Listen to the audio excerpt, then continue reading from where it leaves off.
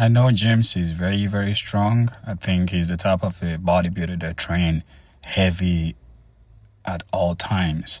But sometimes I think he's safe to train safe. I don't think going crazy all out all the time is really necessary. I don't think it's good for the joint. I think compromising the joints, especially the back and the knees, stuff like that, is not really gonna be healthy. As we get older, when we're young, we can throw weight around, do all of that. But I do understand. I'm not saying you should be a punk, excuse my language, and not train hard at the gym. But especially when it comes to squat, and everybody think that the bigger the weight, the more, the progress. But it's not. I just pray and you stay safe. This brings us to Ronnie. I'm keeping Ronnie in my prayers. This is a goal to bodybuilding. He's a legend of bodybuilding. I think I think he is. When talk about strictly the bodybuilding, we can easily refer to the Terminator himself, Arnold Schwarzenegger. From what he has brought into the sports. But when it comes to the sport itself, this is the king, and he is the man that leads the wolf. He's the man that lead the packs. So for me, he will always be. So I'm keeping him in my prayers. I hope that whatsoever that is going wrong with him, the doctors are able to get it fixed.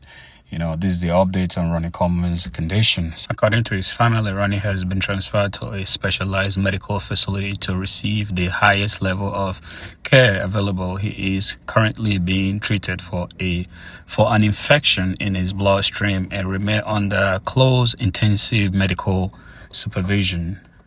This is really tough. I just wonder how that came about. Because I wouldn't say I know. I don't think Ronnie is very smart, that he's not doing some certain things that will complicate his condition that he has already. So I feels like, maybe it's something, maybe it might be food poisoning, or maybe it might come from the supplement he used, or maybe, maybe he's the way he trained or something. I think at this time we're just speculating. I hope he get well soon and he's come back to his family safe and sound. With that being said, I've been thinking about this a lot, right? I want you guys to let me know in the comment section below. Between Terence, or let me rephrase it, I would love to see Terence and Logan Frank pose side to side. Like routine, while two of them is doing their thing at the same time. That would be dope. I know, they're probably gonna have a different music, but let's say that they pick the same music and let them just pose and do their routine, because that's, for me, Terence is number one, he's number two when it comes to posing. But that's just my opinion. But I just feel like these two guys are the top of the top, the top of the food chain when it comes to posing. I don't think there's anybody touching those two. Like I said, let me know if you would like to see this both of them be on stage at the same time, posing this to the same song but different routine or whatever. It's just like a fantasy posing that fan would love to see. Let me know what you guys think in the comment section below, because I really like the way Frank trained. I think when it comes to, balance and stuff like that, Terrence's way balance is better when it comes to the classic look itself. But I think he's just Logan is, I really wish Logan leg was a little bigger. Like he kind of had maybe Chris Bumstead leg. Just imagine putting Chris Bumstead leg on Logan. I really think before you guys do anything when it comes to this stuff, I think you guys need to consult your doctors and listen to this guy, what he has to say about, PEDs and stuff like that people tend to play with. Masteron is a perfect anabolic steroid. It has no other side effects. It doesn't convert to DHT. It doesn't convert to estrogen. Everyone thinks they're so fucking smart, and then they've got all these side effects they think Masteron has. And the only side effects they list are side effects of DHT. Masteron's not DHT. It doesn't convert to DHT. Everyone thinks that Primo is the perfect little angel and it does nothing wrong and it's so good for building muscle, when it's the opposite. Masteron and Primo are almost exactly the same structurally. One has a carbon added to position 1 carbon in the A ring. One has a carbon added to position 2 carbon in the A ring. One of them converts to an anti-estrogen, the other one doesn't. Everyone thinks that Masteron makes you dry, Masteron's drier, Masteron's going to block estrogen, and that Primo is purely anabolic. It's backwards. The Primo converts to an aromatase inhibitor, and it will lower your estrogen. Now, remember how I said that estrogen helps convert GH into IGF-1? IGF-1 is the anabolic effect of GH. GH doesn't build muscle without IGF-1. That testosterone is a pro-hormone to estrogen, and GH is a pro-hormone to IGF-1, but you need the estrogen to convert the GH into the IGF-1. The whole point of using test and GH is to get IGF-1. So Primo would intrinsically be inferior to Masteron because it inhibits estrogen. So by blocking the effect of converting the GH to IGF-1, by using Primo, you're spending extra money to make your extremely expensive GH less effective. That's it. You're just pissing money away. Masteron's better than Primo for this purpose.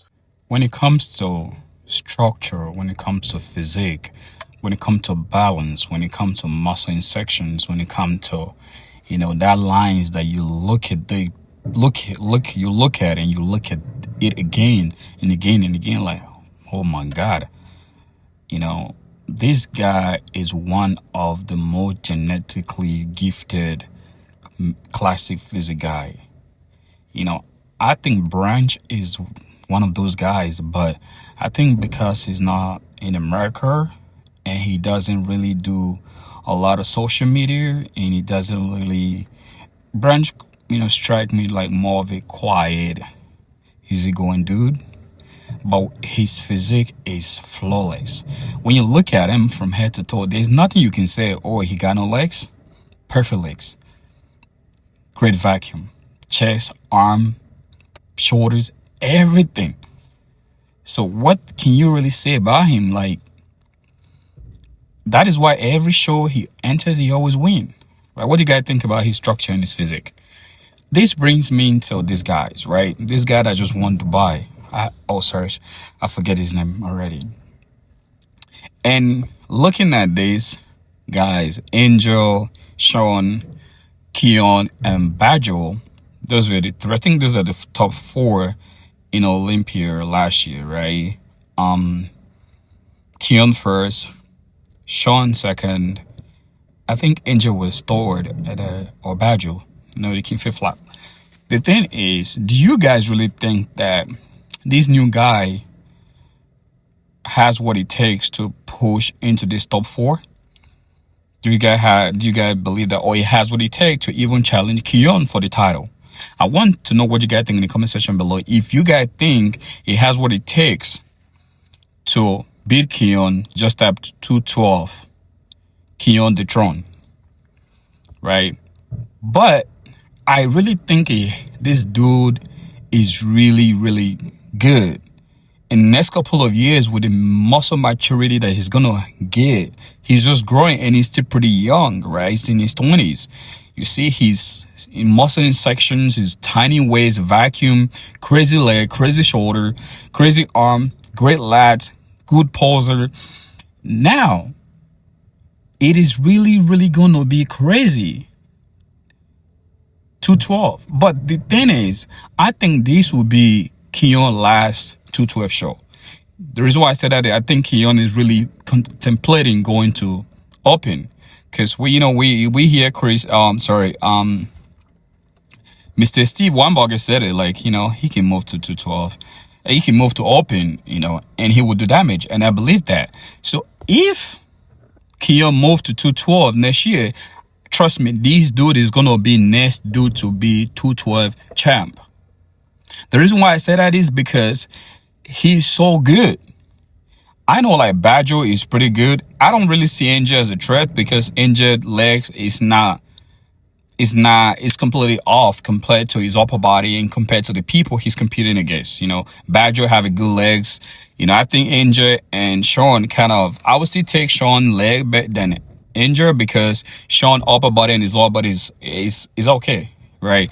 So with that being said, folks, please subscribe, share, turn on your notification button so that anytime I upload the video, so you guys get to see it, because if you don't do that, the algorithm can push the video. The algorithm can't really do much with it because you guys didn't turn on your notification button. Please do that. I really appreciate you guys. I just want to use this opportunity to say thank to those of you that have been subscribing to this channel. You guys are the true MVP. Like I always say, without you guys, I don't have a channel. Without you guys, there is no platform. Without you guys, we don't get to have a conversation. Let me know what you guys think in the comment section below. Peace. I'm out. See you in the next one.